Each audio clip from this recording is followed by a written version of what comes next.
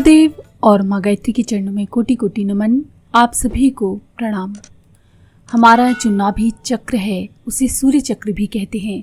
वो रिद्धि सिद्धियों का द्वार है, ऐसा योग शास्त्रों में कहा गया है। योग शास्त्रों में नाभि को सूर्य चक्र कहा जाता है।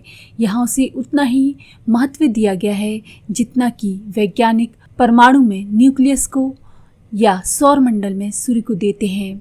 हो सकता है शरीर शास्त्री से पूरी तरह ना समझ पाने के कारण उतना महत्व ना दें, पर आत्मविज्ञानियों के लिए इसका चुंबकत्व आजीवन बना रहता है। अध्यात्म विद्या के मर्मज्ञों के अनुसार सबसे पहले मानवीय प्राण नाभि केंद्र में स्पंदित होकर हृदय से टकराता है। हृदय और फेफड़ों में रक्त शोधन करके सारे शरीर में संचार करने में सहायता करता है। लेकिन ये तो प्राण की एक स्वाभाविक क्रिया भर है। जब नाभि चक्र को मानसिक संकल्प और अंतःचेतना के साथ जोड़ दिया जाता है तो वह अधिक चेतन और अधिक सक्षम होकर विशेष शक्ति संपन्न बन जाता है।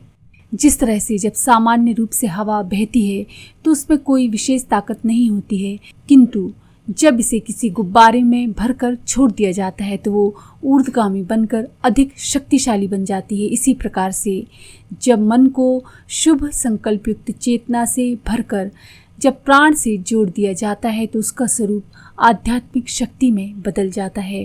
वैज्ञानिक दृष्टि से नाभि प्राण का उद्गम स्थान है। गर्भाशय में बच्चा पोषण माता से इसी नाभि के द्वारा पाता है और जब बच्चा जन्म लेता है, रोता, हाथ पैर चलाता है और रक्त संचार उसका आरंभ हो जाता है और हृदय से खून फेफड़ों में जा पहुंचता है और उसके सारे ऑर्गन्स काम करने शुरू हो जाते हैं। ये सारी कथा ये बात बताती है कि नाभि एक सक्रिय केंद्र है जो अपनी उपयोगिता की अवधि में अपनी सामर्थ्य से भ्रूण के विकास में सहयोग देती है, बाद में वह निष्क्रिय हो जाती है। जिस तरह सूक्ष्म शरीर का केंद्र आज्ञा चक्र को माना जाता है, उसी तरह से स्थूल शरीर का न्यूक्लियस नाभि चक्र या सूर्य चक्र है। इस केंद्र का सशक्त होना स्वस्थ शरीर का चिन्ह है। इसी की क्षमता से सभी वर्ती अवयव प्राणवान बनते हैं। नाभि केंद्र के क्रिस्टल में आदान प्रदान की उभय पक्षीय क्षमता विद्यमान है। वातावरण में व्याप्त ध्वनि तरंगों को ट्रांजिस्टर का क्रिस्टल ही पकड़कर उन्हें श्रव्य ध्वनियों का रूप दे देता है। नाभि केंद्र ब्राह्मी चेतना का न्यूक्लियस है। अनंत अंतरिक्ष से आवश्यक शक्तियों को आकर्षित करना और उन्हें धारण कर शरीर के समस्त अंगों में प्रवाहित करना योग विज्ञान के अनुसार इसी का कार्य है। शरीर विज्ञानी इसे भले ही उतना उपयोगी ना समझे, परंतु योग विज्ञान की नज़र में इसकी उपयोगिता सारी जिंदगी यथावत बनी रहती है। इसके चुंबकत्व को साधना प्रणालियों से जगाया जा सके तो अपनी प्रखर आकर्षक क्षमता के सहारे वह इतना कुछ अनुदान उपहार दे सकने में समर्थ हो सकता है जो स्थूल पदार्थों की तुलना में हजारों गुना अधिक उपयोगी है। चिकित्सा शास्त्र की माने तो नाभि के इर्द गिर्द 9 अति महत्वपूर्ण अंतःस्रावी ग्रंथियां हैं। ये स्वचालित हैं और स्नायु संस्थान के वे केंद्र हैं जो शरीर की गतिविधियों, रक्त प्रवाह, पाचन में सहायक एंजाइम व अन्य रसों के स्राव का नियमन और संचालन करते हैं। नाभि चक्र के पीछे स्थित सूर्य चक्र यानी सोलर प्लेक्सस वह केंद्र बिंदु है जहाँ से सारी प्रमुख धाराएं विभिन्न अंगों को जाती हैं। इस प्रकार से इसे जंक्शन स्टेशन की उपमा दी जा सकती है जहाँ से अनेक रेलवे लाइनें विभिन्न दिशाओं में जाती हैं। सारे शरीर की स्फूर्ति इसी केंद्र की सशक्तता पर निर्भर है। सूर्य चक्र न केवल प्राण प्रवाह का जंक्शन है बल्कि अचेतन मन के संस्कारों तथा चेतना का संप्रेषण केंद्र भी है, किंतु साधारणतः ये महत्वपूर्ण केंद्र प्रायः लुप्त अवस्था में पड़ा रहता है। इसकी शक्ति का ना तो जनसाधारण को कुछ ज्ञान ही होता है और ना वे इससे कुछ लाभ ही उठा पाते हैं। प्रत्येक चक्र किसी तत्व विशेष से संबंधित एवं प्रभावित होता है। उसको सक्रिय करने के लिए किसी विशेष रंग का ध्यान करना होता है। जैसे सूर्य चक्र अग्नि तत्व प्रधान है, उसे जागृत करने के लिए पीले रंग के कमल का ध्यान किया जाता है। वास्तव में लाल, पीले, हरे, बैंगनी एवं सफेद रंगों का सूर्य ज्योति की 7 किरणों से संबंध है।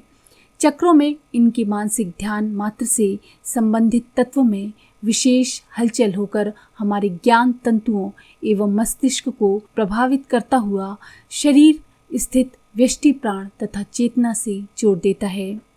जिस तरह से बिजली की बैटरी की पावर समाप्त हो जाने पर उसे जनरेटर से चार्ज करके शक्ति संपन्न कर लिया जाता है, उसी तरह विश्व में अनंत शक्तियों के भंडार समष्टि प्राण से व्यष्टि प्राण के केंद्र मणिपुर चक्र यानी कि सूर्य चक्र द्वारा वांछित शक्ति को आकर्षित करके संचित किया जाता है तथा आवश्यकता अनुसार उसका उपयोग भी किया जाता है। जिस भी व्यक्ति ने इस सूर्य चक्र को जागृत कर लिया, साध लिया, उसकी इंद्रियां काबू में रहती हैं एवं नियत निर्धारित क्रम से अपनी सुव्यवस्था कौशल का परिचय देती हैं। इसको जागृत करने के लिए प्रातःकाल सूर्योदय के पहले और सायंकाल सूर्यास्त से पहले साधना करने का विधान है।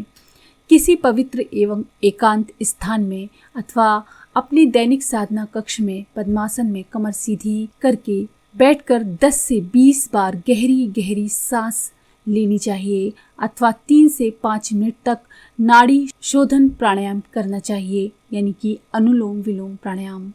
इससे प्राण का सुषुम्ना नाड़ी में संचार प्रारंभ हो जाता है। इसके पश्चात रीढ़ की हड्डी को बिल्कुल सीधा रखते हुए आजपा गायत्री यानी कि सोहम का श्वास के साथ 5 मिनट तक मौन जप करना चाहिए। बाद में अपनी नाभि के पीछे मेरुदंड में स्थित सूर्य चक्र में पीले चमकीले रंग वाले चमकीले कमल के मानसिक ध्यान में स्वयं को तन्मय कर देना चाहिए। इस तन्मयता में ये भाव गहराई में समाहित रहे कि सूर्य चक्र जागृत हो रहा है। पीतवर्ण कमल से निकलती प्रकाश की रश्मियां सारे नाभि संस्थान को प्रकाशित कर रही हैं। इस भावना की गहराई में स्वयं को खोते हुए अपनी श्वास को धीरे धीरे हृदय में फेफड़ों में ले जाते हुए पेट में भर दें। इस प्रक्रिया के साथ ये भावना गहरी होती जाए कि मैं आरोग्यता, सुख, शांति, प्राण शक्ति, स्फूर्ति, सफलता एवं सिद्धि के परमाणुओं को समष्टि प्रकृति के भंडार से अपने भीतर आकर्षित कर रहा हूँ तथा सूर्य चक्र में उनका संचय और संग्रह हो रहा है। 10-5 मिनट श्वास को सूर्य चक्र में ठहराने के पश्चात ये भाव गहरा करें कि मेरा प्राण ऊर्ध्वगामी होकर शरीर के समस्त अंग में प्रत्यंग में व्याप्त हो रहा है और उसका प्रकाश पहुँच रहा है। इस ऑटो सजेशन के साथ श्वास को बिल्कुल धीरे धीरे बाहर छोड़ दें और सूर्य चक्र से प्राण का स्पंदन मेरुदंड में ऊपर की ओर गति करता हुआ अनुभव करें। 1-2 मिनट के विश्राम के पश्चात फिर यही क्रिया 5 से 10 बार तक दोहराई जाए। श्वास अंदर भरने तथा छोड़ने का क्रम इतने धीरे धीरे हो कि उसकी ध्वनि ना सुनाई पड़े। सुखपूर्वक परम शांति के साथ उपरोक्त क्रिया को दोहराने के साथ ही आत्मनिर्देश पूर्ण श्रद्धा एवं विश्वास के साथ दोहराना जरूरी है। 1-2 महीने की नियमित साधना के पश्चात शरीर, मन, मस्तिष्क में परिवर्तन समझ आने लगते हैं। इन परिवर्तनों में ये स्पष्ट अनुभूति होती है कि भावनाओं के अनुरूप ही मन व बुद्धि विकसित हो रहे हैं। इसकी दीर्घकालीन साधना के द्वारा दृढ़ संकल्प पूर्वक चेतना का प्राण के साथ संयोग हो जाने पर साधक के मन व मस्तिष्क में चुंबकीय विद्युत तरंगों का प्रवाह जारी हो जाता है, जो साधक के आसपास एवं उससे संबंधित वातावरण को प्रभावी बनाने में समर्थ होता है। इस प्रकार के आकर्षक वातावरण का प्रभाव एवं उसकी अनुभूति हम उच्च कोटि के साधक संत महात्माओं के सानिध्य में सहज ही कर सकते हैं। इस साधना से सूर्य चक्र एवं अनाहत चक्र में एक सीधा संबंध स्थापित हो जाता है और साधक की सर्वतोमुखी उन्नति में जो सहयोग मिलता है वह शीघ्र ही लक्ष्य तक पहुंचने का मार्ग प्रशस्त कर देता है।